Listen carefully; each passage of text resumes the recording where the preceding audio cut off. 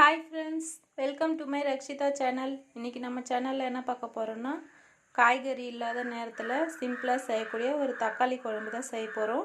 வாங்க, அதுக்கு தேவையான பொருட்கள் என்னென்னு பார்க்கலாம்.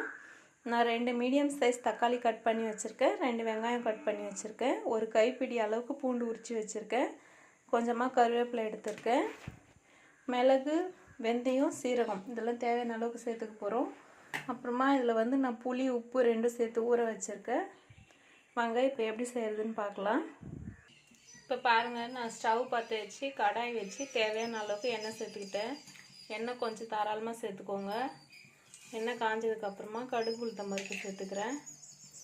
அதோடவே ஒரு 1/2 ஸ்பூன் வெந்தயம், 1/2 ஸ்பூன் மிளகு, 1/2 ஸ்பூன் சீரகம் சேர்த்துக்கலாம். எல்லாம் நல்லா வெடிச்சிடுச்சு. இந்த டைமில் வெங்காயம் சேர்த்துக்கலாம்.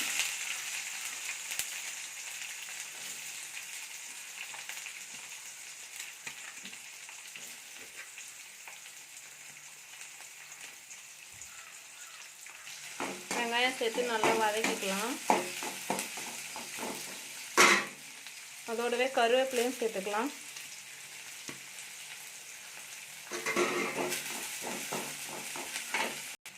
இப்போ பாருங்கள், வெங்காயம் நல்லா வதங்கிடுச்சு. இப்போ தக்காளி சேர்த்து நல்லா குழைய வதக்கிக்கலாம்.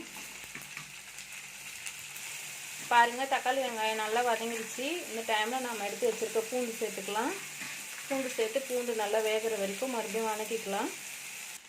பாருங்கள், பூண்டும் நல்லா வெந்துச்சு. இந்த டைமில் ஒரு 1/2 ஸ்பூன் ரெட் சில்லி பவுடர் சேர்த்துக்கலாம்.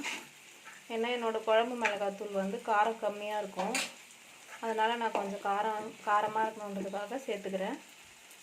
ரெட் சில்லி பவுடர் சேர்த்து கலந்ததுக்கப்புறம் வீட்டில் அரைச்ச குழம்பு மிளகாத்தூள் சேர்த்துக்கலாம்.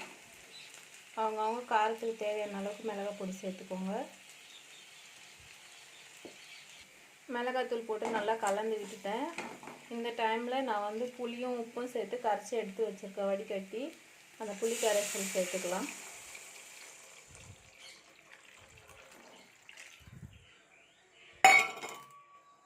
சேர்த்து நல்லா மிக்ஸ் பண்ணி விட்டுடுங்க. பாருங்கள், நல்லா மிக்ஸ் பண்ணி கலந்து விட்டாச்சு. இப்போ இந்த மிளகாய் புளியோட பச்சை வாசனைலாம் போகிற வரைக்கும் குழம்பு நல்லா காயட்டும்.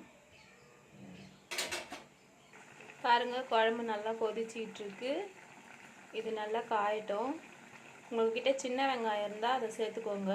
உண்மையிலேயே டேஸ்ட் சூப்பராக இருக்கும். அதே மாதிரி கடலை எண்ணெய் சேர்த்துக்கோங்க. அப்போ தான் டேஸ்ட் உண்மையிலே ரொம்ப சூப்பராக இருக்கும்.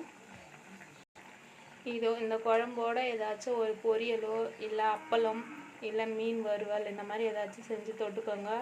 அட்டகாசமாக இருக்கும். இப்போ பாருங்கள், குழம்பு நல்லா காஞ்சி திக்காக வந்துடுச்சு.